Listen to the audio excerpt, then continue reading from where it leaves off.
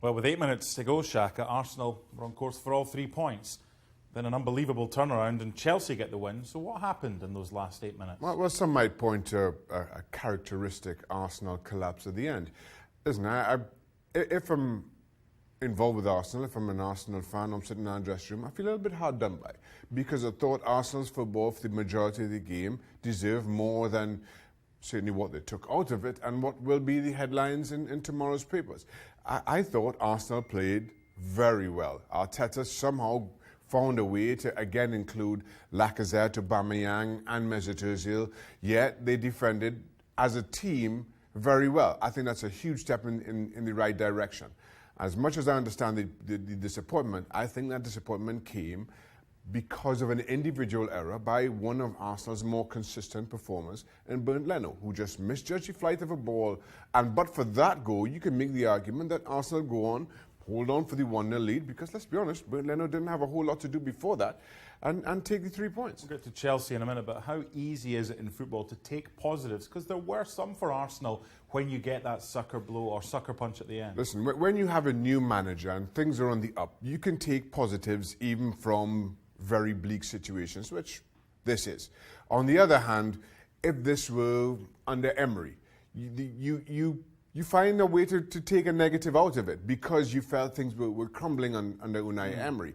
But now with a new manager and you're looking for those silver linings, and just given the performance for, I would say, 65, 70 minutes of the game today, I think there's a lot of silver lining to Arsenal's disappointment here. However, that's 4 home defeats in a row for the first time since the late 50s. And it's just little things as well. It's like Mustafi taking the yellow card, fouling Abraham in the build-up, not even into the box. Little things. And Jorginho might have been sent off, wasn't. Correct. Some things go your way, some things don't. That's right. And if I'm sitting in that dressing room, that's what I'm looking at. Jorginho shouldn't have still been on the park. I thought he got away very luckily with the hold on Guendouzi, where he could have seen a second yellow and been a red. Similarly, though, Guendouzi had a hold of Tammy Abrams earlier on in the game. That could have been interpreted as a penalty by the referee or VAR had it been spotted. So it's a little bit of a push and pull, certainly in that regard.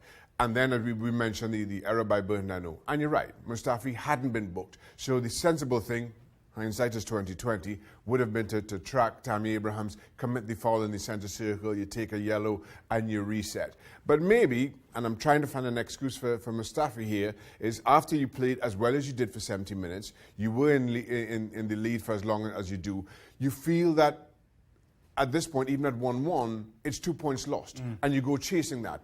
On the other side of that very same coin, what you now end up with is another point lost, and you scratching your heads wondering where it all went wrong. Okay, Chelsea, big win for them. Another good result away from home as well, and there were a lot of positives for them. But one thing that I think as a Chelsea fan, if you're looking back on this, you see a manager who's not frightened to make big decisions. Yes. Just after half an hour, 3 at the back wasn't working. Arsenal forced them to make their centre-backs play. Didn't work, so he took off his left wing-back. He went to a 4, and they were much better. They were much better. And let's be honest, that kind of decision, while, listen, not unheard of, is risky and can backfire. I've been on the field and see, well, not on the field, but I've seen Jose Mourinho made exactly this kind of substitution very early on. I think I played against Chelsea when Mourinho did as much. But Mourinho came with a certain reputation even before that. Frank Lampard, young manager, still new in the job. Things have been a little bit inconsistent, particularly over recent weeks. You make that bigger call. If that backfires, you lose not only the player in Emerson, but there may be additional spillover effect as well. But Chelsea somehow get the performance that they need, go get the response, get the performance, and more to the point, get the result. Now all of a sudden, everybody's feeling a lot better about that decision. Even Emerson sees that this is a manager who knows what he's doing, is prepared to make big decisions when need be, and they work. And I think that consolidates his own standing within the dressing room, Frank Lampard, and fair play to him for it. He's also now built a team of players who never give up. There's always that belief.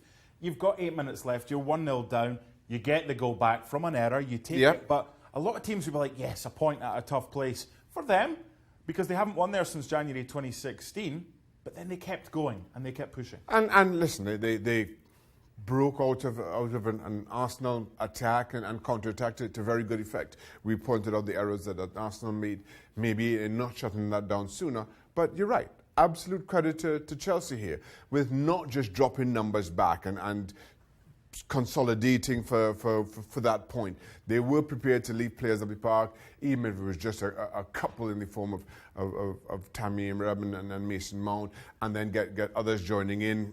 To that point, I thought Willian did fantastically well in the role that he played in getting the ball to Tammy Abrams.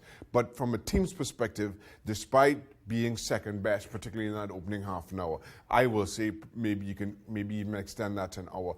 They continued to play and continued to fight.